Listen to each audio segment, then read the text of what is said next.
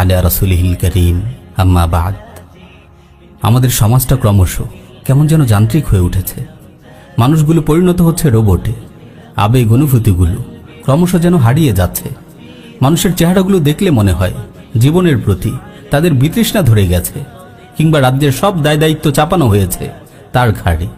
প্রিয় ভাই, কিসের চিন্তা করেন আপনি? আপনি কি ফিরে যেতে পারবেন অতীতে আপনার ভুলগুলো শোধরানোর জন্য? কিংবা পারবেন কি ভবিষ্যৎকে টেনে বর্তমানে নিয়ে আসতে? পারবেন না। তো কিসের আপনার এত উৎকণ্ঠা? অতীতের ভুলগুলোকে নিয়ে হাহুতাশ করে কোনো লাভ নেই, বরং ভুলগুলো যেন আপনার বর্তমানকে বিনষ্ট করতে না পারে তার জন্য সতর্ক থাকুন। সম্ভব হলে ভুলগুলোর প্রতিবিধান করুন। কোনো গুনাহ করে থাকলে আল্লাহর কাছে তাওবা করুন। প্রিয় ভাই, সবসময় প্রফুল্ল মেজাজে থাকার চেষ্টা করুন।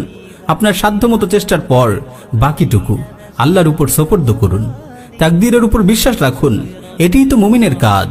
একজন আদর্শ মুমিন মুসিবতে সবর করে, সুখে থাকলে আল্লাহর শুকর আদায় করে, সর্বদা প্রফুল্ল মেজাজে থাকে, খোলা মনে ও হাসি মুখে ভাই বন্ধুদের সাথে দেখা সাক্ষাৎ করে। সহিহ মুসলিম এসেছে, রাসূল সাল্লাল্লাহু আলাইহি ওয়াসাল্লাম ইরশাদ করেন, লা তাহকিরান্না মিনাল মা'রুফি শাইআ ওয়ালাউ আন তালকা আখাকা বিওয়াজহিন তালকিন। কোন উত্তম আমলকে তুচ্ছ মনে করো না, যদিও তা তোমার ভাইয়ের সাথে হাসি মুখে সাক্ষাৎ করার মতো ছোট আমল হোক। সদা হাস্যমুখে থাকা এমন একটি গুণ যার প্রতি ইসলাম উৎসাহিত করেছে, এবং সেটাকে অন্যতম নেক আমল বলা হয়েছে, যার জন্য সওয়াব ও প্রতিদান দেয়া হবে। এর কারণ হলো মুখের হাসি অন্তরের পরিচ্ছন্নতার বার্তা দেয়, আর অন্তর পরিচ্ছন্ন থাকা অনেক বড় গুণ। এজন্য রাসূল সাল্লাল্লাহু আলাইহি ওয়াসাল্লাম মুখে হাসি রাখার প্রতি লোকদের খুব উৎসাহিত করতেন। সুনানে তিরমিজিতে এসেছে, রাসূল সাল্লাল্লাহু আলাইহি ওয়াসাল্লাম ইরশাদ করেন, তাবাসসুমুকা ফি ওয়াজহি আখিকা লাকা সাদাকা। তোমার ভাইয়ের সামনে মুচকি হাসা একটি সাদাকা। রাসূল সাল্লাল্লাহু আলাইহি ওয়াসাল্লাম সাহাবীদের সামনে সব সময় হাসি মুখে থাকতেন। কারো দিকে তাকালে তাকে একটি মুচকি হাসি উপহার দিতেন।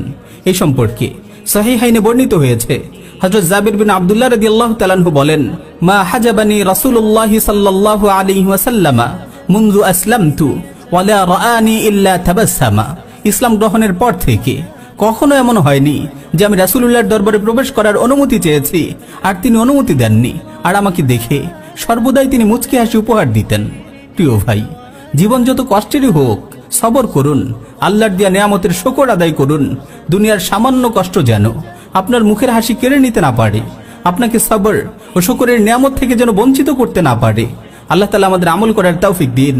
আমিন ইয়া রাব্বাল আলামিন।